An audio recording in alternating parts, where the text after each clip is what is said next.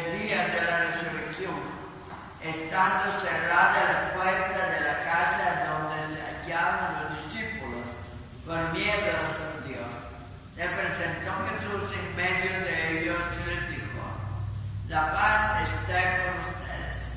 Dicho esto, les mostró las manos y el costado. Cuando los discípulos vieron al Señor, se llenaron de alegría.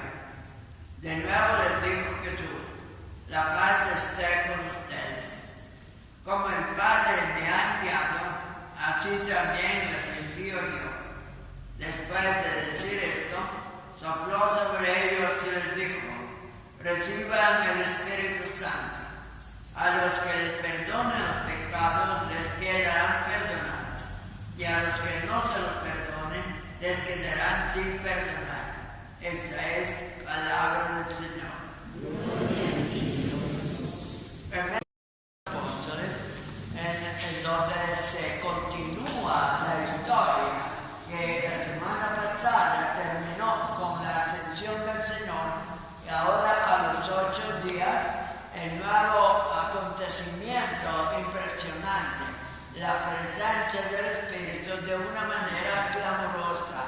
Se viene como un viento huracanado, casi como un temblor, como un terremoto que sacude a toda la casa para indicar la fuerza con que el Espíritu Santo se presenta sobre cada uno de los 12.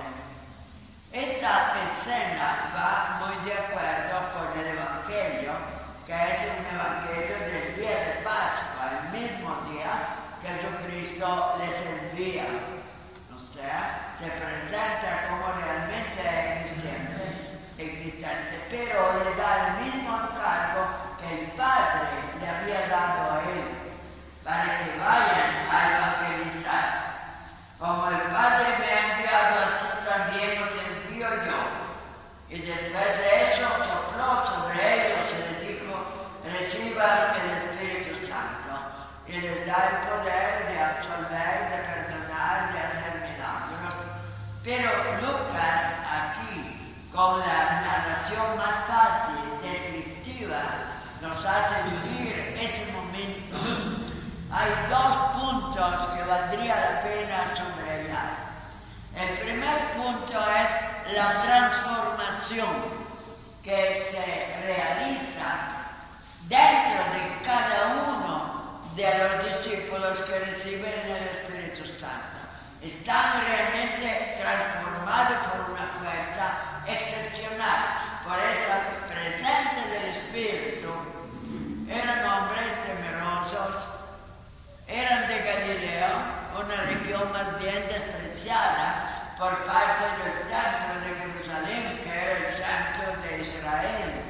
Y ellos además tenían un acento en hablar que los reconocía, y eso aumentaba su marginación. Y sin embargo, a pesar de todo, han sido cambiados por el Espíritu.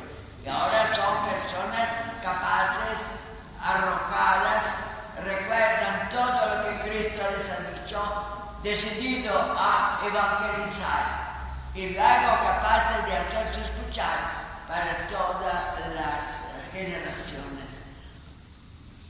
Meditando sobre esa transformación, tenemos que aplicarla a nosotros mismos, porque cuando el Espíritu Santo, a través de la presencia de la Eucaristía, la oración que le hacemos, Él se apodera de nosotros, nos transforma y nos hace ver el mundo desde como lo ve Él, como lo ve Dios, de otro punto de vista, para realmente conocer el gran misterio de Dios que destina la humanidad a la salvación, y por lo tanto que nos interesa día tras día a nosotros vivir con el Espíritu, ser santificado por el Espíritu, comunicar la verdad como hacen los apóstoles.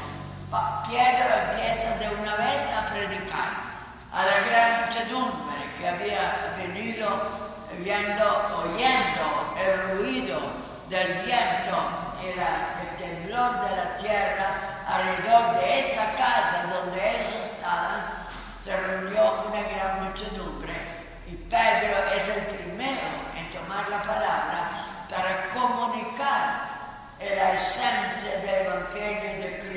resucitar. Y con él todos los demás apóstoles se dispersan. Vemos a Felipe que está predicando en Samaria. Los otros también se van en todas las direcciones. Esa transformación, ese cambio, tiene que proyectarse en nosotros para que nosotros tengamos ese atrevimiento, siguiendo la orientación del Papa. Todos tenemos que evangelizar. Todos recibimos ese mandato de Jesucristo el día de la resurrección. Como el Padre me ha enviado, así también yo los envío. El envío del Padre había sido una orden para cambiar la humanidad. Y también yo les envío a ustedes para que en su medio, en su ambiente, ya no somos los apóstoles, estamos viviendo en otro mundo, en un mundo con muchas dificultades, pero necesita esa fuerza del Espíritu para que podamos evangelizar. Pero hay un segundo tema que nos interesa subrayar hoy, es la multiplicidad de los dones. Cuando Pedro habla, todos los que están presentes, de diferentes naciones, de diferentes lenguas, de diferentes culturas, aquí se nombran por lo menos 16 grupos diferentes de gente que venía desde todo el mundo conocido en aquella época. Y todos ellos se maravillan. Y la idea es, ¿cómo es que son galileos y nosotros los escuchamos en nuestro idioma, en nuestra idea? ¿Cuál es el sentido? Lo dice Pablo en la lectura que hemos hecho cuando dice, porque así como el cuerpo es uno y tiene muchos miembros, todos ellos, a pesar de ser muchos, forman un solo cuerpo. Ya vimos la vez pasada el cuerpo místico de Cristo. La cabeza es Cristo y todos nosotros somos miembros. Pero aquí en este caso no habla especialmente de las personas, habla de los grupos, de las naciones. Entonces el mandato de Cristo se refiere a ocupar todas las naciones. Y que como cada nación tiene una cultura diferente, una lengua diferente, aquí se ve claro como el Espíritu Santo no le tiene miedo a la pluralidad, no le tiene miedo a que la cultura de ella sea diferente, que nosotros no la podemos entender porque son gente extraña. Pero evangelizando tenemos que darle lugar a que cada uno crea en Dios y lo ame en su propia cultura, en su propio ambiente.